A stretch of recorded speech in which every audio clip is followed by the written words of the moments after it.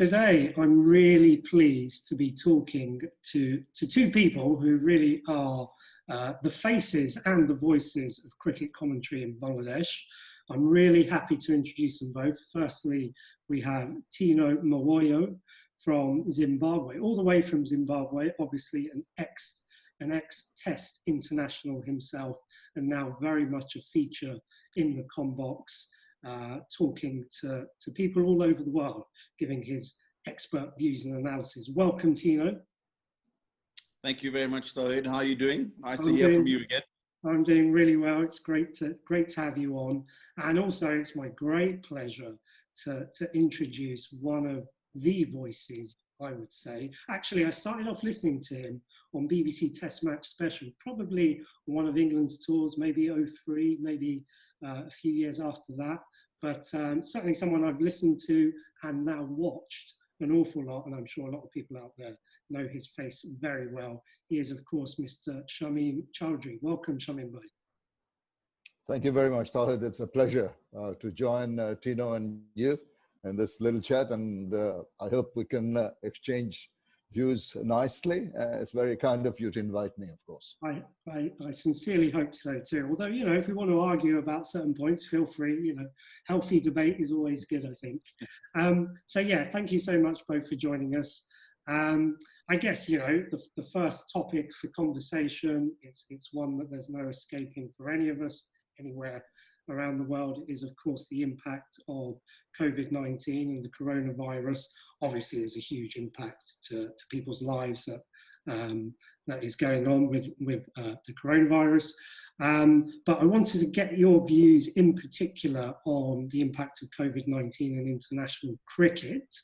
So as we all know, there's obviously been quite a long gap now in terms of international cricket being played.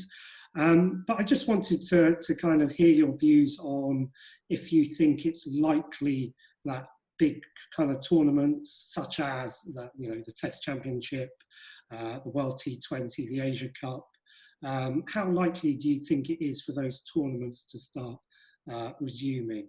Shamim bhai, maybe we'll start with you. All right, it's a situation that the world has never even imagined that they're going to face.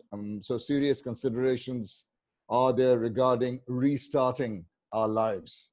And cricket, unfortunately, doesn't really be in the top rung of the survival game, if I can put it that way. So the question now is getting back economically stronger. Some countries are easing their restrictions, like where you are in England and also here in Bangladesh. Just today, they've started, after 6 days of closure, we've just started reopening offices and things. But the death rates are not going down. That is the big problem. So it's a very delicate balancing act here by the governments of the different countries in trying to figure out a safe way of restarting the economy, at the same time keeping people safe. It's not going to be an easy matter, and obviously it will relate to different kind of sports. And as we're talking about cricket, we are all involved in cricket. Cricket has got different problems in addition to factors outside the ground. Immediate one that comes to my mind is pacemen are already bickering about non-use of saliva on the balls. I mean, that's one thing that is going to be a minor problem, but these are minor problems together compound into bigger ones. And of course, when it comes to traveling, the safety of the players, every country is dependent on the international arena opening up. The ICC have got to take a bold step in actually working out a plan of how to get back. They have already, we all know, given some guidelines, but I just feel that need to be a little more specific in what needs to be done by giving a few dates. I think that's one area that it's still a little bit gray to me. So I think that's where we can work on to get this thing restarted again. Definitely, yeah, no, I totally hear what you're saying. I think, like you say, there's huge logistical barriers to kind of overcome before kind of international cricket can resume. I mean, it's interesting, the situation, as you say, here in England. Some of the lockdown measures are starting to gradually ease. So things are very gradually starting to return to normal, although there's still a way to go for that. And interestingly, there have been lots of positive noises from the ECB, the English Cricket Board, around hosting the 2 summer series that were supposed to be hosted. So we're now, I think, in a position where we're actually expecting the West Indies to arrive in the country, maybe sort of mid to late June, potentially with that series starting in July, and then also looking at the Pakistan series being played afterwards. And all of that, hopefully, to be played within a secure environment. But I agree with you, Shamim Bhai. I think there's lots still kind of details to kind of iron out to really make that happen. Tino, interesting just to hear your views on that in terms of where we are in Zimbabwe, and also, you know, your views on, do you think it's actually likely that the World T20, for example, will go ahead? Yeah, I think I'll just, thanks, Tawhid, for your question. I'll just start on where we are in Zimbabwe. So I don't know how much you've been keeping tabs on us, but when we got back, our domestic season obviously was disbanded. So whatever games guys had played at first class level, and I think we'd played a little bit of the Pro 50 stuff, that's all just been disbanded for the season now. And just to touch a little bit on, you talk about ICC tournaments, for example, and as Shamim was rightly said, they have given indications that possibly we can start to maybe look at doing some of the bilateral series that were lined up, or some that have been postponed. Whether they'll come together and have an ICC event where you've got so many different people coming from different places at the moment, I don't think they will. I have heard a little bit of chat about maybe looking to postpone that World Cup until February next year. But I think definitely the ICC will be a lot more cautious in terms of hosting their tournaments where you've got a host of different countries, people coming from different places around the world, where they really haven't been able to go into there and see exactly what the situation is on the ground. But as you say, things are starting to ease up as well here in Zimbabwe. And I think it was just last week that the Ministry of Sport has announced some sports that can now be resumed, where there's not so much contact in between. So slowly but surely, the teams will be starting to get back to their training. I think it's been discussed here as well. But as you say, it's been 2 months, or maybe a bit more in some places, where, you know, people haven't been able to do anything in terms of physical training, other than those that might have, you know, a bit of space around in the back garden, or obviously just doing body weight exercises, etc. So I think it'll be very key, especially for those countries that are deciding to go back into international cricket, and if they're going to have some of their bilateral tours, the fitness side of things, in particular for the players, will be very important before they go into those tours.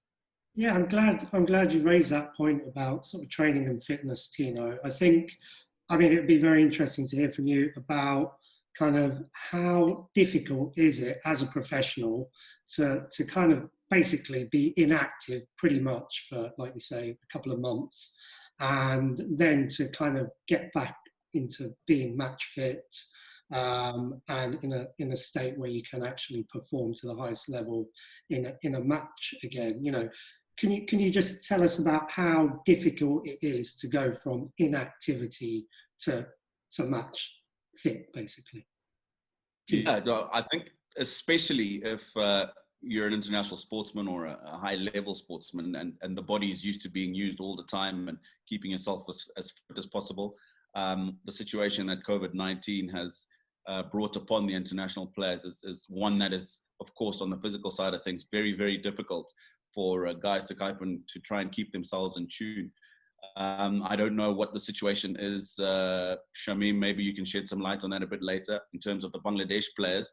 But out here in Zimbabwe, the guys have been given some programs by the national fitness trainers as to what they can do at home. And you can only do so much, unfortunately. I think maybe in the last week or so, like I've mentioned, people are allowed to go running on the road now. And maybe if you can get across to a ground, and you can do your running at the ground. So I think that this period is very, very important for those players who might be taking part, as I said earlier, in international cricket or trying to get back into it, that as soon as they get an opportunity, they can go and do whatever they want. Gyms obviously are still very, very closed, because that will just be an area where you can allow that to spread very quickly. So yeah, I think the guys themselves in particular will be quite chuffed that they can get out now, do a bit of a run on the road, get to the ground and do some fitness training there.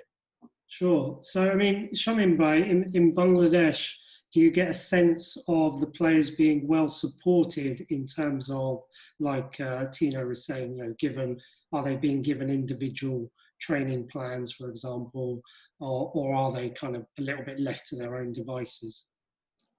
Before I answer that, I'd like to mention that knowing Tino and what he's been through, if we could pan the camera down to his stomach, you'd see that it's pretty bloated, and he's not very fit at the moment. I can guarantee that. Oh, there's a few of us with lockdown bellies, I can assure you. Yeah, there you go. And he's a specialist at that. He did manage to reduce a lot of weight the last time he came. On one of his prior visits, he had put on a lot of weight, but he made a concerted effort to reduce weight. But I'm sure he's not trying to do that at the moment, just enjoying staying at home. That was actually, of course, Shamim, when I was trying to get back into the test side, which I unfortunately didn't manage to. But yeah, no, it's been a very tough couple of months. Of course, you'll remember that I just snuck out of Bangladesh at the end of the Zimbabwean tour, which we'll discuss a little bit later. So yeah, I got home literally, at least people weren't being put away in quarantine for the 21 days or the 14 days that they're doing now. So I got out just in time and was allowed to come and be at home. Right. Let me just get back to your point, Tawhid, about the fitness regime as such. There have been certain guidelines from the board. It has not been sort of catering to individuals. It's more generalized more than anything else. And both of you must be knowing, Tawhid and Tino, that Dhaka, players living in Dhaka do not have the luxury of open spaces as such. Mostly they're staying in apartments, and they're very limited space to actually work out. And also with the sort of semi-lockdown or quarantine, whatever you call, they have not really ventured out to whatever open spaces there are available, even on the streets, which are pretty open now because there's no traffic on the roads. You can easily run on the roads, but everyone's been avoiding that. Some of the more affluent players, if you can put it that way, have some facilities of treadmills or other exercising materials, equipment in their flats, so they have that little bit of an advantage. But for most of the players, that's not available, and they're having to just depend on freehand exercise, different breathing exercises. Everyone's trying their best to stay fit, but it's not the same thing, is it, Tino, to actually going to the gym and working out and doing it in a proper, organized manner. So there is definitely that disadvantage that the Bangladeshi players have at the moment.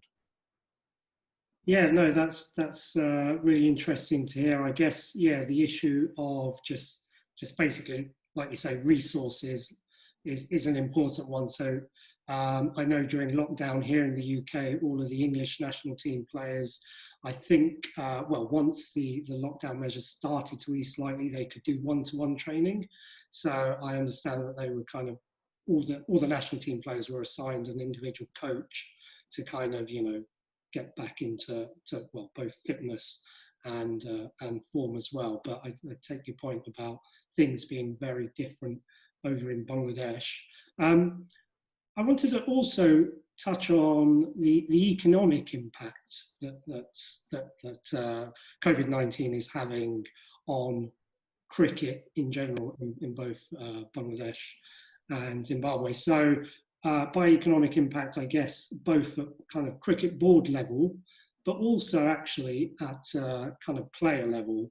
So I know, for example, in Bangladesh that there were a couple of games played in the DPL before the lockdown began. So obviously a lot of kind of domestic players in Bangladesh rely on the DPL as a source of income. Can you maybe just tell us what's being done to kind of maybe support the domestic players and the domestic structure in Bangladesh?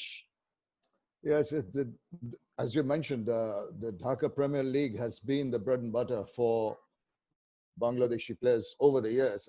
And the Bangladesh Premier League is more glitzy.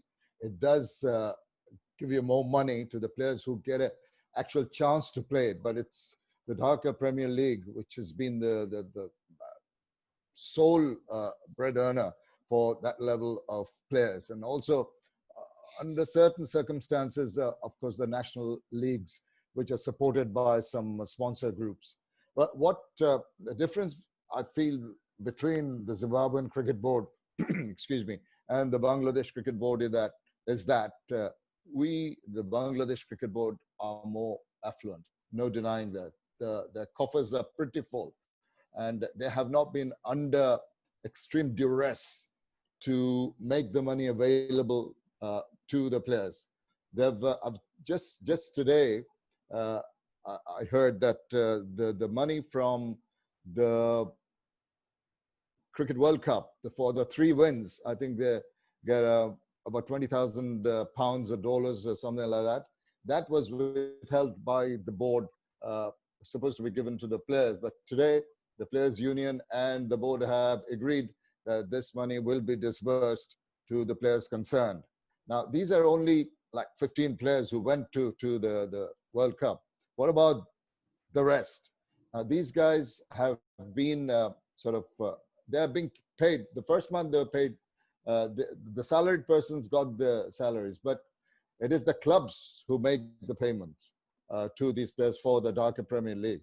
So the clubs are not really coming forward. I mean, it's understandable, but because the clubs are dependent on sponsors. The sponsors are possibly rich business persons who are themselves affected by the coronavirus. So it's a vicious circle, you know, and that's why despite the efforts, and definitely the Bangladesh Cricket Board are making efforts to just tie it in between the clubs and subsidize them in a way, give little bits of amounts here and there, give some relief to poorer players.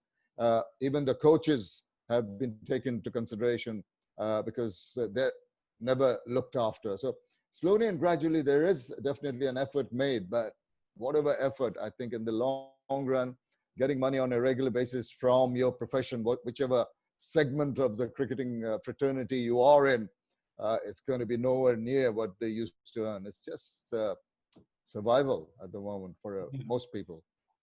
And Tino, in Zimbabwe, is it a similar story? Well, I was just listening to Shamim now, and of course I know a bit about domestic cricket in Bangladesh myself, spending lots of time there. But I think the Bangladesh players are extremely blessed to have, other big tournaments like that and people who've got the money in the coffers to put behind such things. So it's not just the top cricketers who are on central contract, etc., who have some way to draw some money from in terms of cricket. For us, I think the biggest blow has been the fact that a lot of our franchise players who are not on a full-time contract but are contracted while the season is going on, the majority of them get clubs in the UK or in Ireland or in Scotland and go over and play in the summer there, which is obviously our winter when we're not playing. But because of this, a lot of them haven't been able to do that. There are a few younger ones who got some nice deals in Australia. So they were in Australia to play, but also were due to come back home when the season was done. And they're not even able to do that. So they're also just sitting there now and really not able to play the sport that they went across there to play. So, I think in terms of the Bangladesh guys, they're very lucky to have that. Of course, Shamim mentioned that going forward, we're probably not going to have people earning the way that they did, or maybe not getting their remuneration coming in quite when it's supposed to be. But yeah, I think the biggest thing that I've seen that the Zimbabwean younger guys in the franchises are suffering from is the fact that they're not able to go overseas. One, just for the cricket, of course, but two, to earn a living. Yeah, no, it certainly sounds like a real sort of dire situation for domestic cricketers, I think, in both Bangladesh and Zimbabwe. I guess in the UK it's slightly different. I think the pinch is certainly being felt by some, maybe, you know, those who aren't at, certainly who aren't at international level. And actually, I know this summer there's been a big impact by the new tournament that was supposed to be launched, the 100, has now been postponed by 12 months. So I know a lot of players had been signed up to franchises. It was, you know, a new, all shiny, kind of singing, dancing new tournament that was being launched. Obviously, it's not happening this year, and I know a lot of contracts that players, you know, quite lucrative contracts, aren't basically now, you know, they're not being honoured, or that, you know, they've just been terminated. So there's certainly a pinch being felt, albeit you know, at a different level, no doubt. I was also interested in, I mean, I know the Bangladesh Cricket Board, for instance, has actually been doing quite a lot of charity work in terms of providing lots of donations to kind of poorer sections of the community because of coronavirus, and obviously Ramadan just ended a week or so ago. So I know in terms of, you know, just kind of charity donations, the board's been doing a lot. I know the players have been doing a lot as well. And yeah, obviously that's a really positive thing. And, you know, hopefully that's, you know, that kind of level of kind of charity kind of continues, hopefully. And I was also interested to see that one of the coaches, Daniel Vittori, obviously the spin coach, albeit on a 100-day contract, I know that he's now pledged to kind of donate part of his salary to some of the staff members within the BCB who aren't that well paid. So I think that's really a positive thing to come out of the BCB. Although, as I think, Shamim, by you kind of inferred, I think there is still more that the board could do to support not only kind of national team players, but actually domestic team players as well. Yeah, I think they're making an effort. It's not that there isn't a lack of effort on their part. It's also a question of logistics. You know, sometimes it's difficult to reach them. A lot of people have gone out of Dhaka, and maybe they haven't got the bank accounts that need, you know, because the banks were also closed for a while. It takes a bit of time. And as you mentioned, we've also gone through the period of Ramadan where more people automatically in our religion tend to give to the poor voluntarily. You know, it's also the zakat that you give just prior to Eid. So individually, a lot of things is being done. And also, I must say, because the board can't always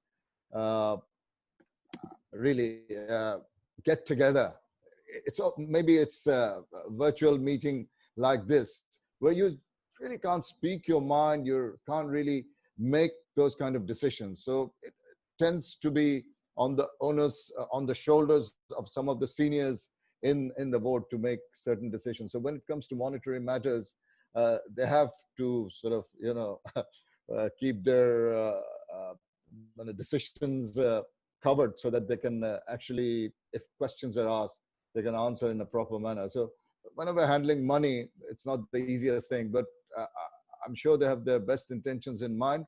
And the first intention, obviously, of the board, in addition to arrangement of funds, will be to get the season restarted. Now, this is one area I feel, compared to some of the other boards, we haven't got any clear directions as to when the players might start practicing, going to gyms, or when we might be expecting to see cricket in the middle. Forget bilateral series, just the domestic season starting. Doesn't matter if the monsoon is coming. You've got to forget the weather now, play cricket all year round to make up for lost time. So this is one area I think the Bangladesh Cricket Board need to just pull up their socks a little bit and say, right, we've just opened up for businesses and shops and stores, and communication started within the country. So let's have a calendar, a plan to restart cricket. Let's say in 15 days, the boys come out and start practicing. And a month after that, we want to do this, that, categorically. That's what I want them to do now. Definitely. I think that would be most welcome, not only within Bangladesh and, Bangladesh cricket, but also the supporters out there. I know, personally, lots of support, Bangladesh supporters in the UK, and I'm sure across the world, really want to know some, as concrete as possible news that, such and such a tour will be happening, or such and such a bilateral series will be taking place. I think it's quite important for people to have hope, certainly at this particular time. Okay, so let's move away then from potential cricket that might happen and the gap of cricket that hasn't happened to some cricket that did actually happen.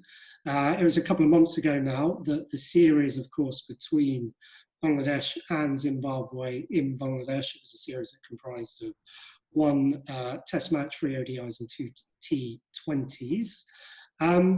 I think it's fair to say it was an overwhelming successful series for Bangladesh. One I think that they really needed. I think performance-wise, there are quite a low ebb, poor performances in terms of tours of both India and Pakistan. So I think just in terms of confidence building, it was really vital for them to do well in that series, and categorically they did. It was a clean sweep, so it doesn't get much better than that. Tino, I don't want to dwell on this too much because, I don't want to rub salt into the wound, as it were. But let's maybe just kind of pick up on one or two highlights of the series itself and a couple of key performances. So Shamim Bhai, from a Bangladesh point of view, really good series with the bat in the test match, certainly for Mushafiq, scoring a double century, and also Mominul Haq, the captain. And then in the white ball series, I think that was really dominated runs-wise by both Tamim and Liton Das, who I think was, hopefully, I feel it was a series that really kind of consolidated him and his confidence and his stature as a true international for Bangladesh. So yeah, just your kind of take on the series. Well, obviously, as you mentioned, Bangladesh needed a morale booster after their very dismal performances in India and Pakistan. I was on the Pakistan tour. I tell you what, it wasn't a very good experience cricket-wise. It was nice otherwise. But so they needed to really come back strongly. And thankfully for them, they performed well against Zimbabwean side. I must say this, that Zimbabwe were depleted to a certain extent. They had problems with Sean Williams, I think, if my memory serves me right, not arriving on time. Then Craig Irvine was sick after the first test match. He was not available for most of the shorter version tour. And they had their problems with fitness problems with their players. So they weren't always playing at the 100% availability of the top players. So beside that, I think you're absolutely right. It was quite emphatic with the test match. They won the first one. The second one, I think they won by Mominul Haq. And it was, what I mean to say is that Zimbabwe, at one point in time, at different points in time, right through the tour, seemed to be there or thereabouts, but somehow they just could not muster that extra ingredient to really challenge Bangladesh, except for the second one-day international, which I thought they should have won. And I think in a way they won. You do a little bit of mistake, let me put it that way, in a call for a bouncer which went over the head. That could have easily been called a wide. It could have brought an extra ball, an extra run, and Zimbabwe were cruising. Fabulous innings right there when they were in tatters, needing to score almost 16 runs per over on average. And those two batsmen, exceptional performance. I'm sure Tino can talk more in detail about that. But other than that, Bangladesh did well in the first one, came back strongly in the remaining ODI and the T20s. So Zimbabwe have got a lot to learn from that. And I'm sure they've got the capability. They're depending on players like Taylor, Brendan Taylor and Sikandar Raza, who did not click at all in this tour. And they need the seniors to ensure that they actually assert their authority and play to their sort of requirements and experience. But that was missing. The youngsters did well. I think a lot of scope, but suddenly coronavirus happens and that little trend that Zimbabwe needed to go up has been curtailed somewhat. Sure. I mean, Tino, yeah, your impressions on the tour as well. I think, yeah, Shamim has kind of summed it up quite well there. But yeah, your kind of general thoughts and impressions are, and kind of picking out any highlights, such as they are, from a Zimbabwe point of view. Yeah, so obviously the results show that the tour did not go well for the Zimbabwean team on the field of play. And I think Shamim's just made mention there to a couple of injuries and niggles and, stuff off the field that didn't help the team itself. I mean, Chamuchibaba, the one-day captain, I think split his webbing in the first game, took no further part in the series. And I just want to focus on possibly just the test match to start off with, where, as Shamim quite rightly said, the results at the end of it show that Zimbabwe didn't win a game on the tour. But it wasn't always a situation where things weren't going well on the field. I think Prince Mashaure batted beautifully in that test match, in particular in the first innings.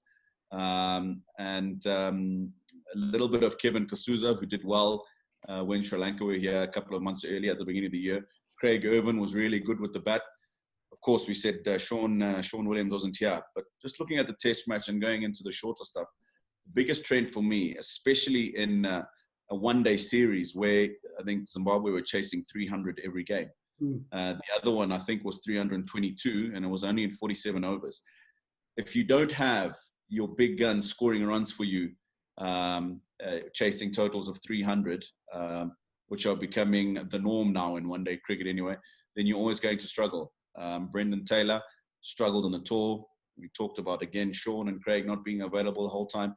And I think Wesley Madevere, who came into the one-day side and really, really impressed me coming from the Under-19 World Cup, was the most consistent batsman in the one-day series. And I'm saying to myself, this is a 18 or 19-year-old who's coming from the World Cup. I mean, kudos to him, and wonderful that, we've got somebody so young, but who can walk into international cricket and be competent. But he should be batting for 30 overs with a Brendan Taylor or a Chamuchibaba. So he can learn off those people. He can learn how to pace a one-day innings, which he showed that he can do anyway. But he does need that experience to be around him. If a team's scoring 330 in a one-day game, then 270 of those have got to be coming from the senior batsmen. And I think that's what, in particular, in the one-day series, Zimbabwe struggled with. Tendai Chatara and Kyle Jarvis were exceptional the last tour that Zimbabwe had in Dhaka in the test match and in Sylhet. Unfortunately, they were both injured on this tour as well. So if you look at our bowling lineup in particular, it was also lacking in terms of experience. And I think I remember, Shamim, we had a graphic that came up in one of the one-day games. I think it was the second one. And it was talking about Mashrafi Murtaza. And I think he had 240-odd games. You look at the Zimbabwean bowling lineup, we had one who was on debut. We had one, I think, Carl Mumba, who had played 3 or 4 games. Donald Tiripano had played 30-odd games. And you put their total matches together, they're not even coming up to, a quarter of what Mashrafi's done. Of course, Mashrafi played for a very long time and a wonderful bowler, but just an example. So also not having those two senior bowlers is something that didn't help Zimbabwe's cause. Yeah, it certainly sounds like there are a number of handicaps for Zimbabwe, and but like you say, on the sort of positive side, it sounds like there is a promise of youth amongst the ranks, which is obviously something that's vitally important for the future. Just one player that I did want to kind of focus on briefly, Tino, was the Don. I mean, obviously a cricketer with a name like the Don deserves to have some sort of recognition, but his feats during the second ODI that Shamim mentioned there were quite phenomenal. I mean, the last over of that game had me biting my nails right to the end. Do you want to just tell us briefly about him? Yeah, so I've had the pleasure of playing the majority of my first-class career with Donald Tiripano, who is, of course, from the same franchise at Mountaineers. And even since we were in high school, we started playing together. But a guy who puts a lot of time into his game and has done so over the last couple of years. And I feel a little bit for him, because I don't think he gets given the credit that he duly deserves for how much effort he puts into his game. And I think over the years as well, in terms of selection, he probably hasn't been selected in the team as often and given a fair run over a period of time to prove his worth. But I think he's starting to do that now as he matures. And we go back to that second ODI. Shamim, that was just an unbelievable innings. I think he ended up nearly 80 off 40-odd deliveries. And of course, not ideal that it was in a losing cause, but that also shows you that he's not somebody who just does work with the ball. He's very handy with the bat. And I think I was on air with you, Shamim, or somebody. No, not me. I'll tell you what happened in the last over after you finished. Sorry. Okay, all right. Yeah, I was going to refer to the test match where a very interesting stat was brought out that Donald Tiripano, I think for a number 8 or 9 batsman, has got the highest average of balls faced in a test match inning. So I think he faces on average 50 balls every time he goes out to bat in a test match. But for the position that he plays in a test match, you wouldn't expect that from him. So, I mean, that's also just testimony to how well he's improved himself as a batsman. And he's got a very healthy average at test level anyway for what we would deem a bowling all-rounder. But I mean, a quality cricketer. Of course, had to take over the reins of the new ball when Chatara and Jarvis weren't there. And I think in certain instances, he did a good job. I think he had a heavy load for himself with the 2 younger and very inexperienced bowlers, which was Carl Mumba and Charlton. Mpofu was there, I think. And Mpofu also. Mpofu played, I think he played a couple of one-day games, yeah. So he's a quality cricketer. And as I say, in terms of selection, I hope now that he will have a permanent place in the side where he doesn't have to worry about trying to get himself or stay in the team. He's got a clear mindset where he knows I'll be in the side. He knows the role that he has to play with bat and ball. And he can go and do that without, I'll use one of Shamim's favorite words, gremlins in the back of his head. No, yeah, I mean, right. Now, I'd like to add something about Donald Tiripano. He's just such a clean hitter of the ball. I mean, he was not just, it was a swashbuckling innings, but he was playing proper cricketing shots. And most of the ball so nicely. Yeah, he timed the balls, placed the balls.